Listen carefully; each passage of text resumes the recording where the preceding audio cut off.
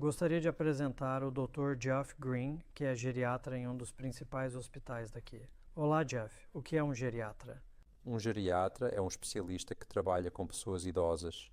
Geralmente somos formados como médicos, principalmente em medicina interna, e depois nos especializamos no cuidado de pessoas idosas e nas doenças que as afetam. E muitos geriatras ao longo dos anos se especializaram em medicina de AVC, porque o AVC é uma condição comum no grupo etário mais velho. Então muitos de nós nos especializamos em especialistas em AVC. E com que idade eu preciso ter para ter acesso a um geriatra? Essa é uma das perguntas difíceis de responder porque há uma grande variedade. As pessoas idosas têm a maior variedade de habilidades e aptidão. Mas, geralmente falando, a maioria dos serviços atende pessoas acima de 65 anos, a maioria dos serviços de geriatria. Se eu sentir que um geriatra poderia me ajudar, como? Como eu acesso você? Geralmente através do atendimento primário, médicos como clínicos gerais, embora muitos de nós também aceitemos encaminhamentos de outros grupos profissionais como fisioterapeutas e terapeutas ocupacionais. Alguns geriatras são acessados através de serviços de enfermeiras distritais. Então estamos bastante abertos a encaminhamentos de uma variedade de profissionais de saúde, mas geralmente o clínico geral de atendimento primário é a pessoa que inicia o encaminhamento primeiro. Então, se eu sofresse um AVC, eu veria um geriatra no hospital ou um neurologista. O que um geriatra faria por mim no hospital? Geriatras trabalham em todo o contínuo do AVC para pacientes com AVC no hospital hoje em dia. Alguns de nós trabalhamos na parte inicial, se preferir, que é a parte aguda do AVC nas enfermarias agudas. Mas muitos geriatras também trabalham na área de reabilitação e a reabilitação para pessoas idosas tem sido uma área tradicional de trabalho para geriatras também. Que tipo de serviços estão disponíveis na comunidade para me ajudar ou ajudar meu ente querido depois que eu tive um AVC ou eles tiveram um AVC? Uma das coisas que abrange o tipo de trabalho que fazemos é exatamente o que você está se referindo, que é a assistência para pessoas em casa, uma vez que elas deixam o hospital. Então, um aspecto do nosso trabalho é o trabalho na comunidade. Geralmente falando, há assistência para pessoas na comunidade, tanto com reabilitação para que possam continuar o progresso que fizeram após o AVC, após o progresso como paciente internado. Então, a reabilitação comunitária em casa é um serviço que está sendo estabelecido em muitas áreas e é um serviço muito útil. Temos serviços ambulatoriais, particularmente com referência à fisioterapia e terapia ocupacional, onde pacientes com AVC podem continuar recebendo assistência desses grupos profissionais. E também temos clínicas de acompanhamento médico de AVC, em diferentes áreas, onde ajudamos pacientes que tiveram um AVC a verificar se tudo foi feito para prevenir novos AVCs. Além disso, também temos o que chamamos de enfermarias diurnas. Em algumas áreas onde os pacientes vêm e passam algumas horas em uma enfermaria, onde recebem terapia, você sabe, fisioterapia ou terapia ocupacional, e muitas vezes fazem uma refeição lá e depois retornam para suas próprias casas para dormir à noite. Então é uma atividade de enfermaria diurna. Algumas pessoas não estão bem o suficiente para voltar para casa e podem entrar em cuidados residenciais. O que são cuidados residenciais e o que eles oferecem? Cuidados residenciais geralmente se referem ao tipo de residência onde as pessoas podem ficar em uma vila de aposentados ou podem ficar em um lar de repouso ou um hospital. Os termos diferem de país para país, mas esses são os termos coloquiais que geralmente são usados. A importância dos cuidados residenciais é que eles fornecem assistência para as pessoas com suas atividades diárias e a assistência médica que possam precisar quando não é mais possível para os entes queridos fornecerem isso em seu próprio ambiente. E muitas vezes você não pode fornecer muita assistência no ambiente da pessoa. Por exemplo, uma pessoa pode receber assistência de cuidados pessoais onde alguém vem e ajuda a tomar banho ou ajuda a se vestir, e isso pode ser fornecido em uma base de 1 hora por dia ou algumas horas por dia. Mas onde a pessoa requer mais cuidados do que isso, às vezes elas precisam de cuidados em lar de repouso ou hospital, cuidados geriátricos de longo prazo.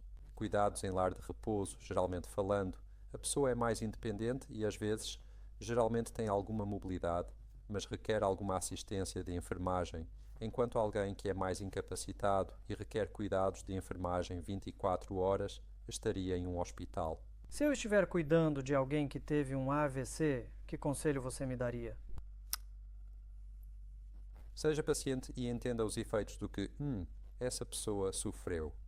Obtenha toda a ajuda que puder. Não seja firme e forte. Lembre-se de que você precisa de ajuda e de assistência. Acesse ajuda para auxiliar nos cuidados diários dessa pessoa.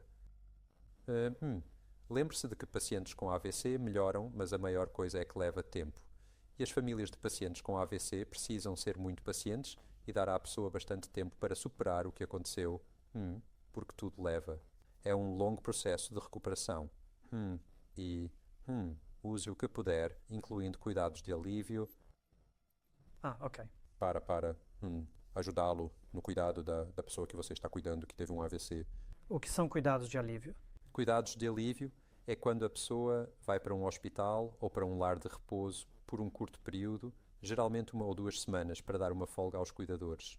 E os cuidados de alívio são muito importantes para dar ao cuidador a oportunidade de recarregar suas energias, ter uma folga, tirar umas pequenas férias e então se sentir rejuvenescido para poder cuidar de seu ente querido novamente. Os cuidados de alívio geralmente ocorrem em lares de repouso, mas também são oferecidos em algumas áreas em hospitais, dependendo de quão dependente a pessoa é. Se eles são muito dependentes, podem precisar de cuidados de alívio em um hospital. E em algumas áreas, em muitas áreas, é subsidiado pelos serviços de saúde e é gratuito. Quão importante é que eu aproveite esses cuidados de alívio que me são oferecidos? Muito importante, porque é importante que a pessoa que está cuidando tenha uma folga. E alguns cuidadores têm dificuldade em deixar ir e deixar a pessoa ir para outra instituição por 1 ou 2 semanas, porque dizem que sua vida toda realmente se tornou o cuidado daquela pessoa. Mas é importante que eles façam essa pausa e se deem a chance de se rejuvenescer e recuperar a energia para cuidar da pessoa incapacitada. E o que eu costumo dizer às famílias e aos pacientes que tiveram AVC, se não estão dispostos a ir para cuidados de alívio, é que isso manterá você independente e em casa por mais tempo. Então não é um sinal de aumento de dependência ir para cuidados de alívio. É promover sua independência, mantendo você em casa por mais tempo porque seus cuidadores não vão se esgotar. Que conselho posso dar aos meus familiares ou meus filhos para me ajudar a cuidar do meu ente querido que teve um AVC? Acho que eles precisam garantir que forneçam a você o apoio emocional necessário. Mas mais do que isso, os cuidadores realmente precisam de apoio prático. Às vezes as famílias pensam que telefonemas ou e-mails ou esse tipo de comunicação é suficiente, mas muitas vezes as pessoas precisam de apoio prático. Eles precisam de alguém para ajudar com as consultas médicas. Eles precisam de alguém para ajudar com as compras. Eles precisam de alguém para entrar e talvez sentar com o paciente que teve um derrame por um tempo enquanto o cuidador faz uma pausa. E é importante que esse tipo de ajuda prática seja fornecida. E muitas vezes, para as famílias, é útil ter algum tipo de escala para que os cuidadores possam fazer uma pausa e os outros membros da família possam intervir de tempos em tempos. Quando uma pessoa sofre um derrame e entra no hospital, ela passa por muitos exames. Quais são esses exames?